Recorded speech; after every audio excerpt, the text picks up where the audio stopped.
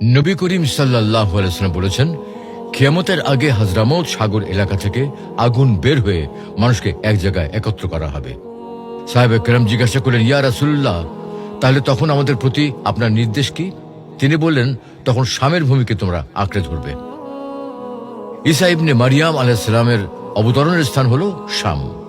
নবী করিম সাল্লাল্লাহু আলাইহি ওয়াসাল্লাম বলেন, আল্লাহ তাআলা ঈসা ইবনে মারিয়ামকে প্রেরণ করবেন। তিনি দুইজন ফেরেশতার কাঁধের উপর ভর করে ওয়ার্স ও জাফরান রঙের জোড়া কাপড় পরিহিত অবস্থায় দামেস্ক নগরীর পূর্ব দিকের উজ্জ্বল মিনারে অবতরণ করবেন। স্বামী ঈসা আলাইহিস সালামের হাতে দাজ্জাল নিহত হবে। নবী করিম সাল্লাল্লাহু আলাইহি ওয়াসাল্লাম বলেন, মুসলিম বাহিনী যুদ্ধের প্রস্তুতি গ্রহণ করবে এবং সারিবদ্ধভাবে দণ্ডায়মান হতে শুরু করা মাত্রই সালাতের সময় হবে। এরপর ঈসা আলাইহিস সালাম অবতরণ করবেন এবং সালাতে তাদের ইমামতিও করবেন। আল্লাহর শত্রু দাজ্জাল তাকে দেখা মাত্রই বিচলিত হয়ে যাবে, যেমন লবণ পানিতে মিশে যায়। যদি ঈসা আলাইহিস সালাম তাকে এমনিই ছেড়ে দেন, তবুও সে নিজেই বিগলিত হয়ে ধ্বংস হয়ে যাবে। অবশ্য আল্লাহ তাআলা ঈসা আলাইহিস সালামের হাতে তাকে হত্যা করবেন এবং তার রক্ত ঈসা আলাইহিস সালামের বর্ষায় তিনি তাদের দেখিয়ে দেবেন।